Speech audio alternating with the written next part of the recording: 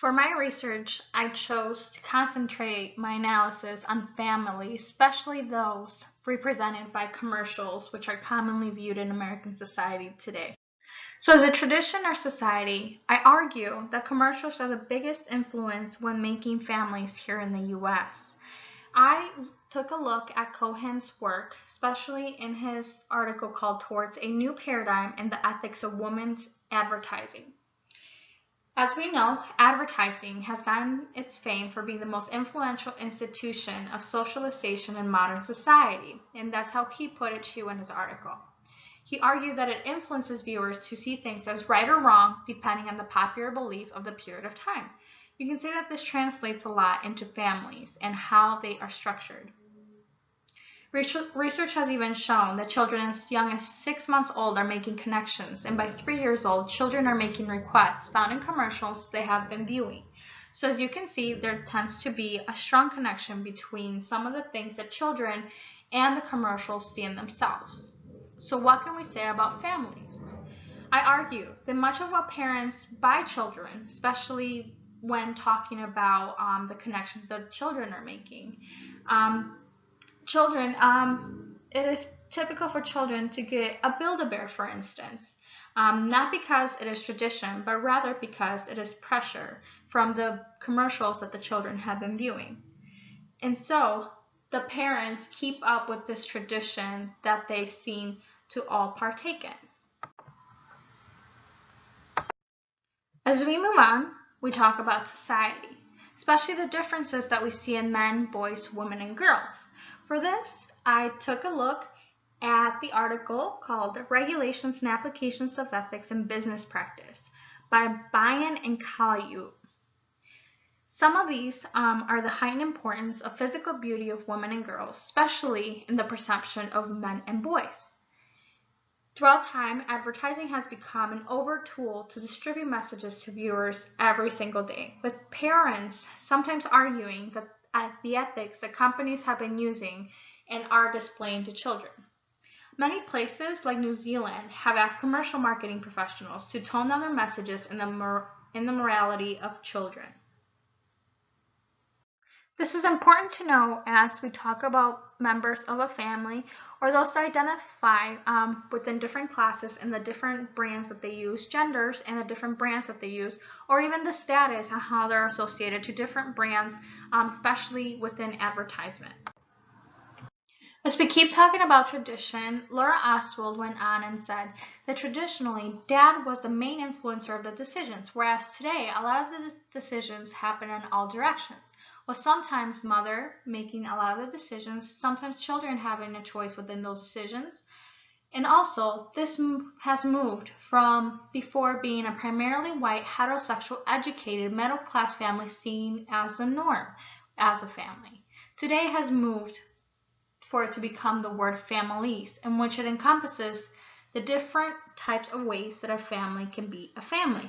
For example, single households, multiracial households, and same-sex households, which all encompass a family group. Prior to the segmentation, Laura Ostwald went on to say, ranging from food consumption and clothing to choice of friends and leisure activities, decision-making, including purchase decisions, was hierarchical, beginning with the head of the household and working down to the children.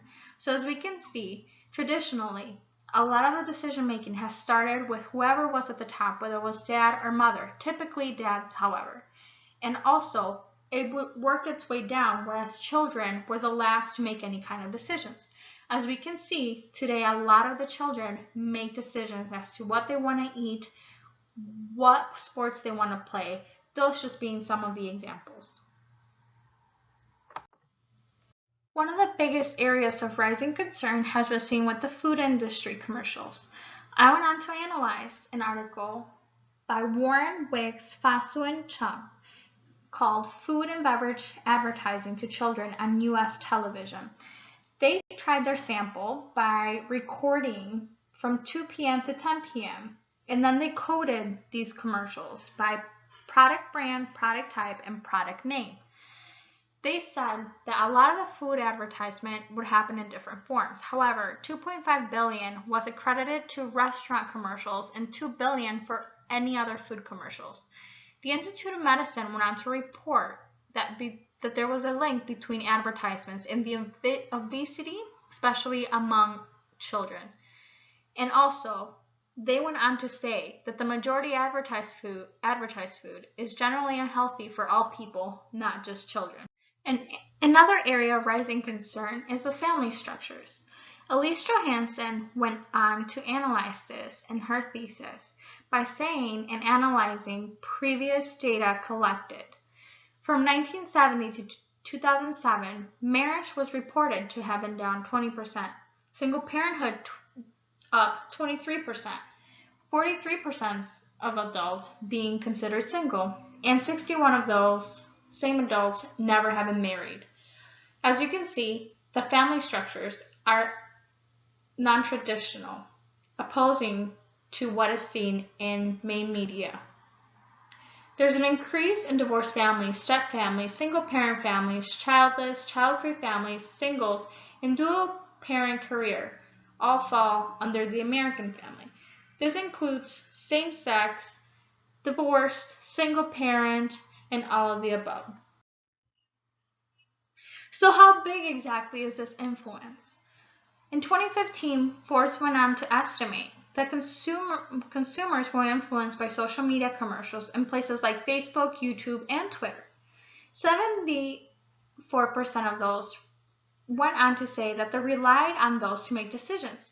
41% of those said that Facebook was their primary use and advertisement, which influenced their decisions. This also includes TV commercials and their hidden forms, which include film production involvement in the range of 12 to 30 million.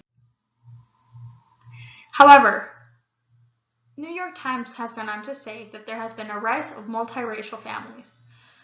And now, commercials are using a lot of multiracial families to portray the modern family.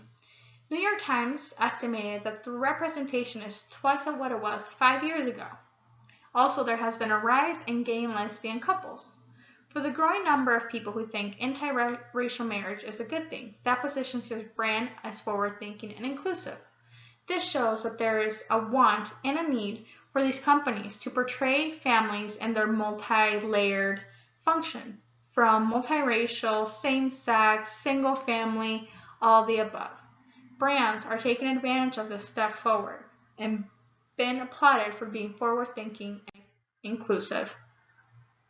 When thinking about the research and the media, I went on to analyze this.